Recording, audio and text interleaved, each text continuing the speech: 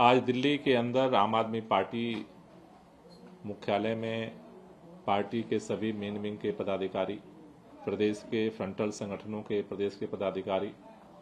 जिला अध्यक्ष, जिला सचिव के साथ महत्वपूर्ण बैठक हमने की है। बैठक में 2 निर्णय आज लिए गए हैं महत्वपूर्ण। पहला निर्णय ये लिया गया है कि आम आदमी पार्टी संगठन को पुनर्गठन के साथ साथ सभी जो हमारे कार्यकर्ता हैं उनके बीच में वैचारिक अभियान को भी तेज किया जाएगा। इसके लिए अगले 23 मार्च से हम इसकी शुरुआत करेंगे। 23 मार्च शहीद आजम भगत सिंह, राजगुरु सुखदेव का बलिदान दिवस है। 23 मार्च से इस अभियान की हम पूरे प्रदेश में शुरुआत करेंगे। 23 मार्च को पूरे प्रदेश के कार्यकर्ता, पदाधिकारी मिलकर के एक शाम शहीदों के नाम कार्यक्रम पार्टी मुख्यालय पे आयोजित करेंगे और भगत सिंह के विचारधारा से प्रेरणा लेकर के इसी तरह का कार्यक्रम आगामी दिनों में सभी विधानसभा क्षेत्रों में आयोजित किया जाएगा और कार्यकर्ताओं तक जो लोग भगत सिंह के विचारधारा को मानते हैं, उनका सम्मान करते हैं, वो उनके विचार के साथ भी जुड़ें। ये अभियान पार्टी शुरू करेगी। 14 अप्रैल को बाबा साहब डॉक्टर भीमराव अंबेडकर की जयंती है, तो अप्रैल के महीने में बाबा साहब डॉक्टर भीमराव अंबेडकर के विचारधारा को लेकर के भी बड़ा प्रोग्राम पार्टी करेगी और फिर उसके फॉलोअप में सभी विधानसभा क्षेत्रों में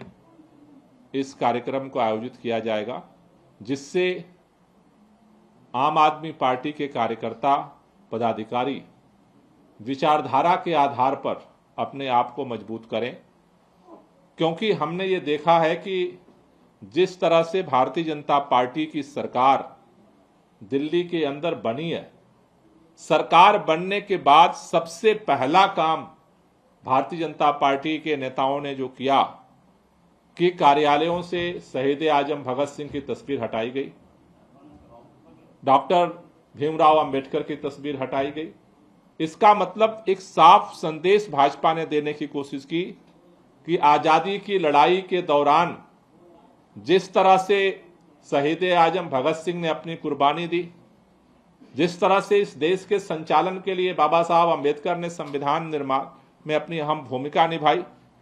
भाजपा उन विचारधाराओं को गौण समझती है और उनकी तुलना में, हमारे राष्ट्र नायकों की तुलना में भारतीय जनता पार्टी जो पार्टी के नेता हैं उनको सर्वोपरि समझती है। इसलिए ये वैचारिक अभियान जो 23 मार्च से पार्टी शुरू कर रही है,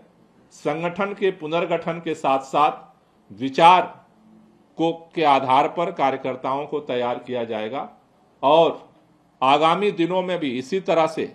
अलग अलग जो हमारे स्वतंत्रता आंदोलन के नायक हैं, जो सामाजिक आंदोलन के नायक हैं, उनकी विचारधारा को कार्यकर्ताओं तक, लोगों तक पहुंचाने के लिए अलग अलग कार्यक्रम के माध्यम से पार्टी अपने इस वैचारिक अभियान को भी आगे बढ़ाएगी। Thank you. सर, इसका अर्थ क्या निकाला जाए कि आपको लग रहा था कि अभी तक जो विचार, क्योंकि आप लोग कहते थे काम की राजनीति हम करते हैं, अब क्या लग रहा है कि विचारधारा की कमी रही जिसकी वजह से दिल्ली में भी आप लोगों को हार का सामना करना पड़ा और लोगों तक आपकी विचारधारा नहीं पहुंच पाई? नहीं, नई सरकार बनने के बाद नई परिस्थितियां पैदा हुई हैं। आम आदमी पार्टी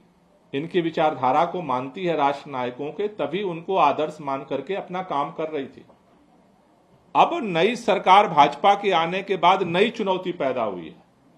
कि जो जनता के लिए काम किए गए उस पर एक नया तरह का संकट का बादल मंडरा रहा है और जो हमारे राष्ट्र नायक हैं उनको जिस तरह से सरकार बनने के बाद 4 दिन भी ये बर्दाश्त नहीं कर पाए तो ये दिख रहा है कि देश के अंदर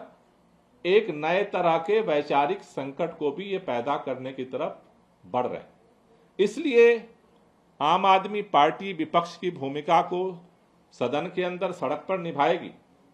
साथ ही साथ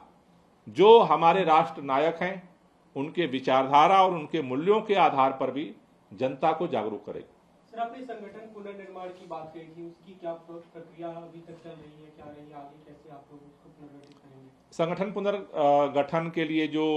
प्रक्रिया है वो आगे बढ़ रही है। लगभग अलग अलग विधानसभाओं से काफ़ी जगह से रिपोर्ट, जो हम फीडबैक रिपोर्ट हमने मांगी थी, आ गई है और 15 तारीख तक हम सभी विधानसभाओं की रिपोर्ट हमारे पास आ जाएगी और उसके बाद उसकी समीक्षा करके और आगे पुनर्गठन की प्रक्रिया शुरू होगी। जो भी हमारे प्रदेश के पदाधिकारी हैं, जो जिला अध्यक्ष हैं, सचिव हैं, विधानसभा अध्यक्ष सचिव हैं, वार्ड अध्यक्ष सचिव हैं, जिन लोगों की रिपोर्ट नकारात्मक रहेगी उसमें बड़े स्तर पे हम फेरबदल संगठन में करेंगे।